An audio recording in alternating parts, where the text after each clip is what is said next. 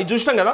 సహాయక చర్యల్లో నిమగ్నమైన రెస్క్యూ సిబ్బంది, రెస్క్ టన్నెల్లోకి సహాయక బృందాలు, అంతకంతకు పెరుగుతున్న బురద, ఉబికి వస్తున్న సీపేజ్, భారీ మోటార్లతో తొలగించేందుకు చర్యలు, 8 మందిని కాపాడేందుకు తీవ్ర ప్రయత్నాలు. డిప్యూటీ సీఎం బట్టి, మంత్రులు ఉత్తమ్, కోమటిరెడ్డి, జూపల్లి. ఈ కోమటిరెడ్డి అంటే కోమటిరెడ్డి ముచ్చట చూడండి ఒకసారి. కోమటిరెడ్డి పోయిండా, కోమటిరెడ్డి పోయి ఏమన్నాడు చూడరు ఒకసారి. ఆడికి పోయిండు, సరే ఒక మంత్రిగా ఆయన హోదాల. ఇక ఆయనను విమర్శించిన వాళ్ళను ఆయన ఏమన్న వాళ్ళను అందరినీ చూసినాం మనం నిన్న మొన్న.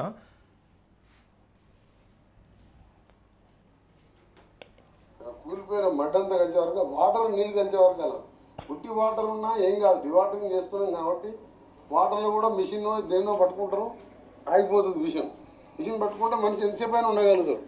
కానీ మొత్తం బురదనే నీళ్ళు వచ్చినా కానీ బురదలో కలిసిపోయేసరికి ఆ బురద ఇట్లా లోపలికి మింగేసి నిన్న రాత్రి ఒక టీం పోయింది. సుదేశ్ నారాయణ అని అసిస్టెంట్ కమాండెంట్ ఆయన. నైట్ 11 పోతే మార్నింగ్ 7:30 వరకు ఒక చుక్క మంచినీళ్ళు తాగలేదంట. అందుకని నేను మధ్యాహ్నం 3 గంటలు పోయేటప్పుడు నేనే స్పెషల్గా ఆఫీసర్స్ చెప్పి ప్రతి ట్రైన్లో మొత్తం వాటర్ క్యాన్స్ పెట్టించాను. వాటర్ క్యాన్స్ పేరు ఉండాలని. అన్నం లేకున్నా కానీ నీళ్ళు లేని బతకలేము మనం. ఒక మంత్రి నీళ్ళ క్యాన్లు పెట్టించిన అని చెప్తాడు. మంత్రిగా ఆయన బాధ్యత, అయ్యో నీళ్ళు లేవా మీకు, నీళ్ళ క్యాన్లు పెట్టిస్తా అని పెట్టించిండట. చూడు లోపలికి బట్టిపోయింది అనుకో, కనీసం నీళ్ళు తాగుతానని బతాం. ఆ మడ్డు ఉన్నది కాబట్టి మాకు భయం అవుతున్నది. అందుకని వాటర్ క్యాన్స్, వాటర్ ఫ్లషింగ్ మనిషి ఎంతసేపు అయినా కూడా రెగ్యులర్గా చేస్తున్నాం. అన్నీ కూడా వీడియోస్ మాకు అక్కడికి వెళ్ళి లోపల వాళ్ళ బిఎస్ఎన్ఎల్ వైఫై పనిచేస్తుంది, మాకు రెగ్యులర్గా పంపిస్తూనే ఉన్నారు. ఏది ఏమన్నా సరే ఎన్ని చేయాలో అన్ని ప్రయత్నాలు చేస్తున్నారు. వాళ్ళు ఎన్నో ఇలాంటి దేశంలో ప్రపంచంలో ఎన్నో చూసి ఉంటారు ఎన్డీఆర్ వాళ్ళు. అందుకని వాళ్ళు చెప్పే ఐడియాలు, వాళ్ళు చేసే కార్యక్రమాలకు మేము మోరల్ సపోర్ట్గా ఇక్కడ మేము దగ్గర ఎదుర్కొన్నామంటే ధైర్యం ఉండాలి. ఆ కుటుంబాలతో కూడా ద్వివేది అని ఒక ప్రాజెక్ట్ మేనేజర్ ఉన్నాడు. ఆయన ఫోన్ రింగ్ అయింది ఇప్పటి వరకు. ఆయన ఫోన్ చేస్తే రింగ్ అవుతుంది. ఆయన వాళ్ళ వైఫ్తో మాట్లాడి ఇదే నెంబరు 22 మార్నింగ్ కూడా ఇదే నెంబర్తో మాట్లాడిండి అని చెప్పి. ఇప్పుడు మళ్ళీ స్విచ్ ఆఫ్ అయింది.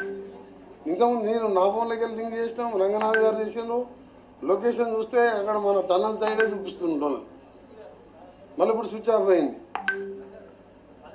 938775 ఇప్పుడు దానిసేపు ట్రై చేసినాము, రింగ్ అయింది. లొకేషన్ చూస్తే ఎర్రమార్క్ మొత్తం ఆ టనల్ ఏరియాలో 2 కిలోమీటర్ దోమలపేట ఏరియాలో చూపిస్తున్నారు. మళ్ళీ హైదరాబాద్ కూడా రంగనాథ్ గారు మాట్లాడిండు చెప్పి ప్రతి ట్రైన్లో మొత్తం వాటర్ ఫ్లషింగ్ అవన్నీ కూడా రెగ్యులర్గా చేస్తున్నాం. అన్నీ కూడా వీడియోస్ మాకు అక్కడికి వెళ్ళి లోపల వాళ్ళ బిఎస్ఎన్ఎల్ వైఫై పనిచేస్తుంది, మాకు రెగ్యులర్గా పంపిస్తూనే ఉన్నారు. ఏది ఏమన్నా సరే ఎన్ని చేయాలో అన్ని ప్రయత్నాలు చేస్తున్నారు. వాళ్ళు ఎన్నో ఇలాంటి దేశంలో ప్రపంచంలో ఎన్నో చూసి ఉంటారు. ఇండియా కూలిపోయిన మడ్డంతా కలిసే వరకు వాటర్ నీళ్ళు కలిసే వరకు అలా. అయ్యో తప్పిదము, వాటరు నీళ్ళు 2 కలిసినాయట. ఆయన సింపుల్గా మంత్రి, మరి ఏం మాటలు అవి, ఏం ఆలోచన, అసలు ఆయన కరెక్ట్గా ఉన్నాడా, సోయిలు ఉన్నాడా అని డౌట్ వస్తుంది ఓసారి ఇట్లాంటి మాటలు.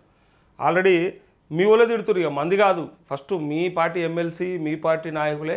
ఆ నీళ్ళు వాటర్ కలుసుడు ఏందివా దమన, నీళ్ళలో వాటర్ కలుసుడు అంటే మరి అదేమన్నా కొత్త పదార్థం ఇట్లా కనిపెట్టిండా కోమటిరెడ్డి అని అడుగుతూ ఉన్నారు.